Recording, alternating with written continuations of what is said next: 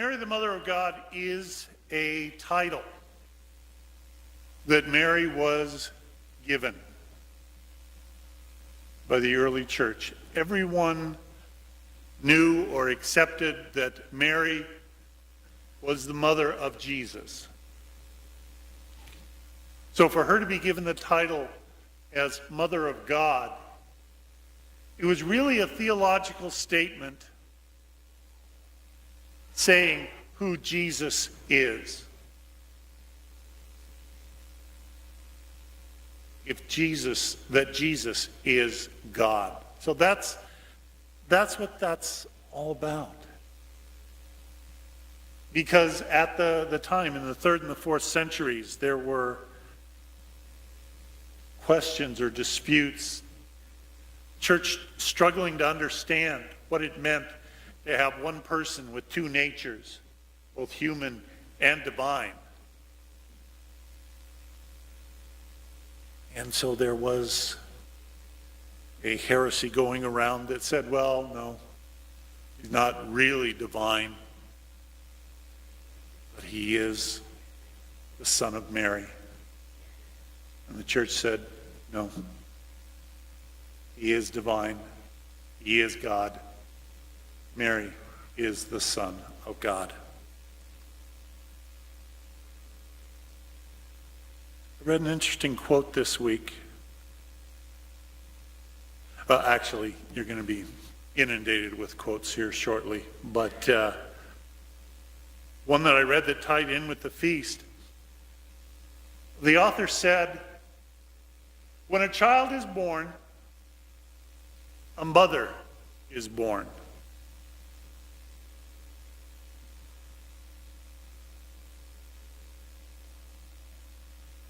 Until the child is born,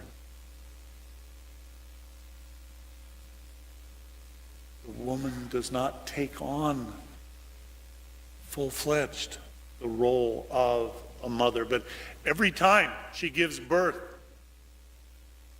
to a child, she is born as a mother again. Because now her life is different. She has to learn how to be a mother to this child, and she's got several of them now, how to mix the new one into the brood, so to speak. I just thought that was kind of interesting. You can take with it what you will. Those of you who are mothers, you can decide whether you like that one or the celibate male is way off base. That's fine.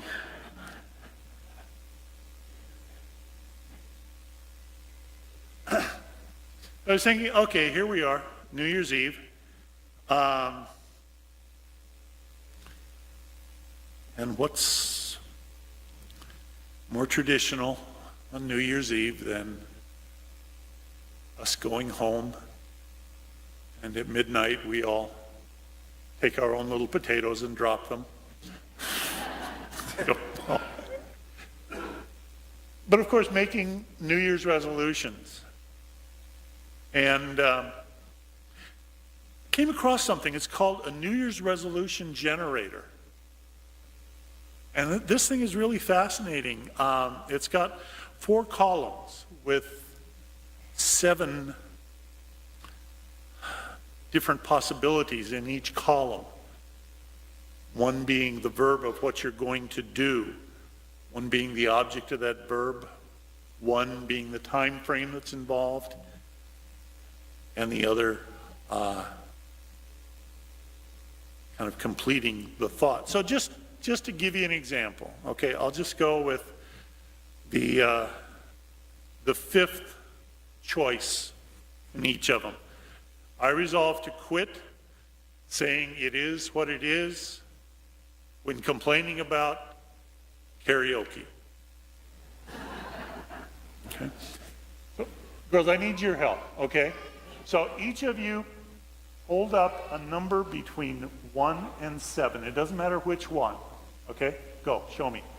Okay, we got 3, 4, 4, 4. Okay?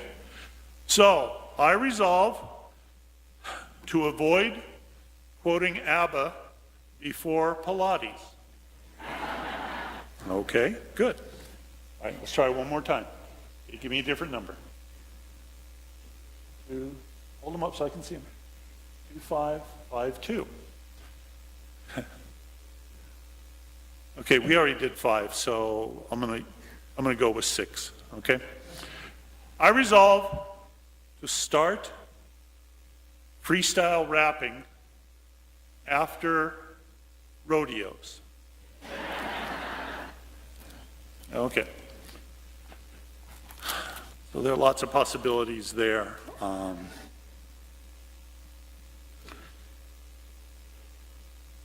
I resolve to practice sobbing when tweeting about Civil War reenactments. Nice. Nice. Okay. Now, why would I be wasting your time in church with those silly resolutions? Because we waste our time with silly resolutions. It's all very tongue-in-cheek. You say, oh, this year I'm going to. And isn't it amazing that at best the new year lasts 2 weeks? And most of the time, our resolutions are just very inwardly directed.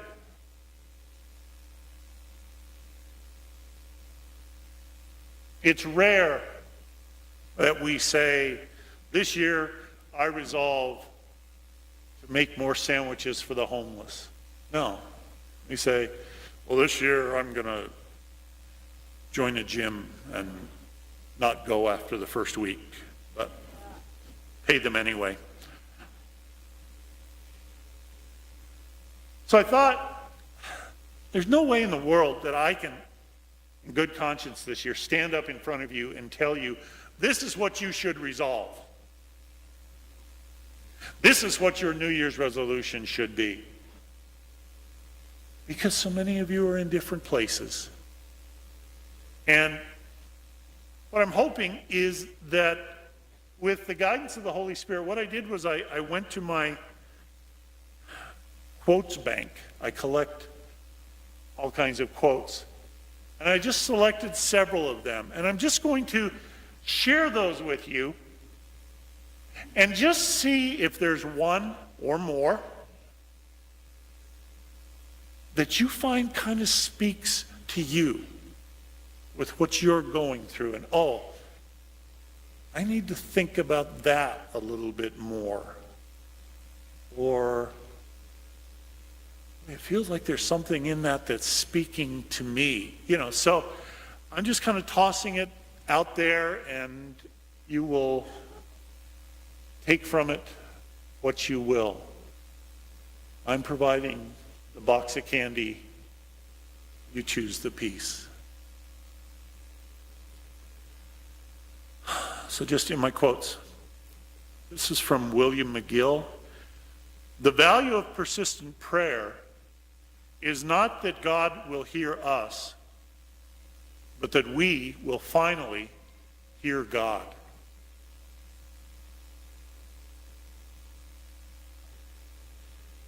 A man named Michael Pritchard said, worry is a form of atheism.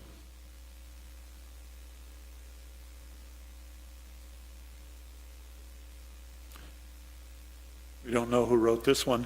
Believing isn't knowing how to recite the creed. Believing is running into God's open arms.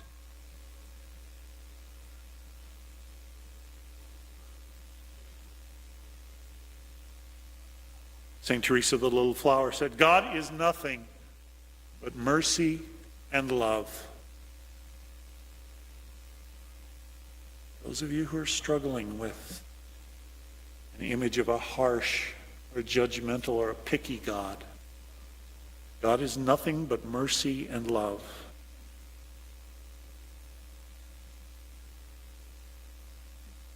John Crowson said, Jesus left behind him thinkers, not memorizers, disciples, not reciters, people, not parrots.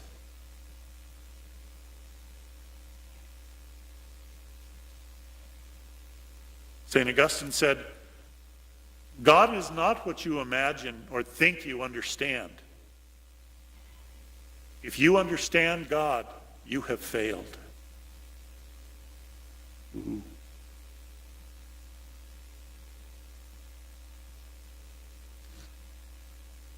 Simon Tugwell, there is something about God that is better expressed in weakness than in strength. Maybe this is our year to come to a different understanding of who God is, letting the Spirit expand our vision.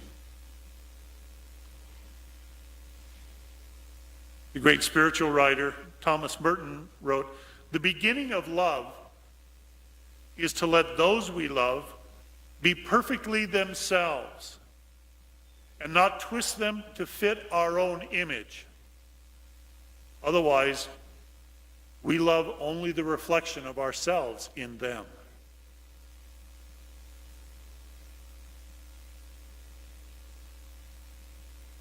Albert Einstein, there are two ways to live your life. One is to act as though nothing is a miracle. The other is to act as though everything is a miracle.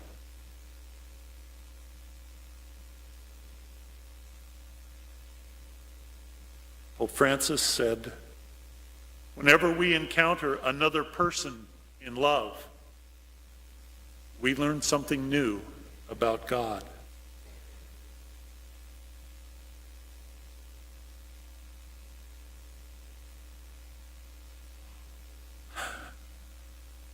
Carl Wieck. Fight as if you are right. Listen as if you are wrong.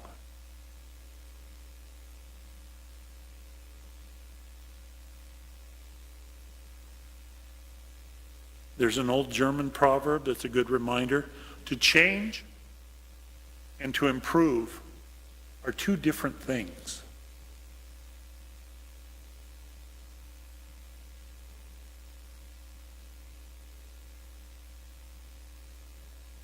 This one has multi-points to it. Imagine what could be possible if you believed that celebrating is not just for holidays, that the kid you once were still believes in magic, that you can touch the place inside where joy is alive. Imagine what could be possible if you believed that it delights and satisfies the soul to give a gift anonymously. That you can be generous with yourself too. That a resolution is a choice, not a should. Imagine what could be possible if you believed that you are worth it.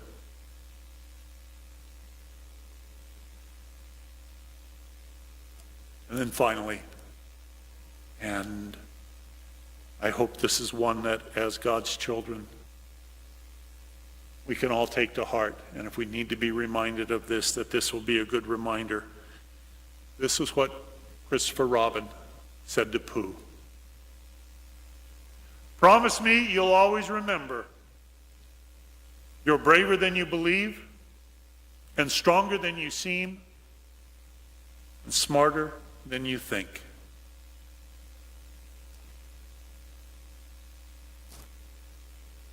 Happy New Year.